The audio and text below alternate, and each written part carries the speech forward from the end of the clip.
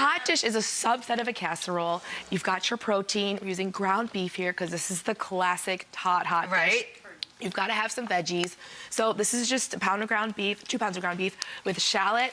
And I'm just adding frozen green beans here just to get... You know, people forget that frozen foods are the best value in the grocery store in many, many cases, certainly. And because this is everything that you want to eat in the winter, like, of course, you want to get frozen green beans in the winter. Okay, so this is essentially your base to a hot dish. You got your protein, you got your veggies, and now it's got to be held together by a sauce of some kind. Typically, you open up a can of cream of mushroom soup. I know.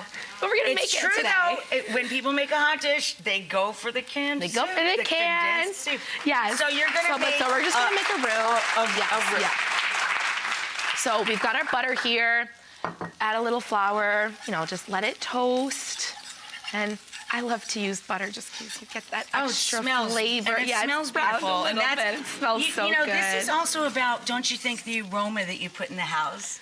And the feeling that you put in the house. That is how you make a house a home. Right. Yes. When you're making a hot dish or casserole.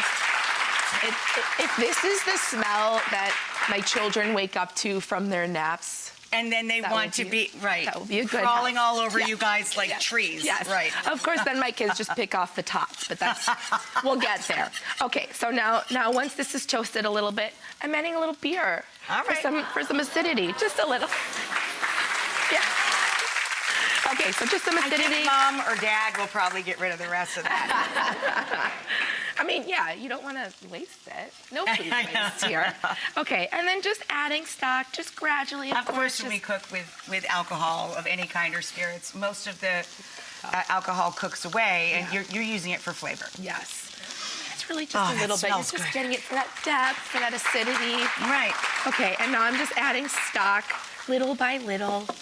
And of course, in a perfect world, this is homemade stock that we've, simmered earlier. No, most of us are going to open a box. That's why I make it, so I don't have to even buy it anymore. They just ship it. That's one way to do it. That's one way to do it. that way. Okay, so once all this stock is in, let it thicken up a little bit. You add cream, a little bit of cream. A lot of it, yeah. And then we end up with this guy. We end up with this guy. Season it with some dried thyme. Oh, nice. I love to add a bit of nutmeg for that beautiful warmth. Always, right? With the white sauce? Always with the white sauce. Yes. Yes. Okay. And always fresh, of course. Freshly grated. Yep. Okay. A little salt. S&P. Beautiful. S&P, baby. And this is C. How easy? Now, where am I going? Over here or here? Put it here? No, we'll add this to the casserole first. Gotcha. Yep. Can I turn him off? You can turn him off, for you? So when I make this at home and I don't want to do dishes, I do this step, transfer it to the casserole, and then do the cream sauce. I see, in the same pan, so you have one less pan. One less pan. Showing dishes off. Are the worst. Beautiful and smart, and she can cook. My mother would call that a complete package. Okay, let's pour this over. Let's get this evenly distributed.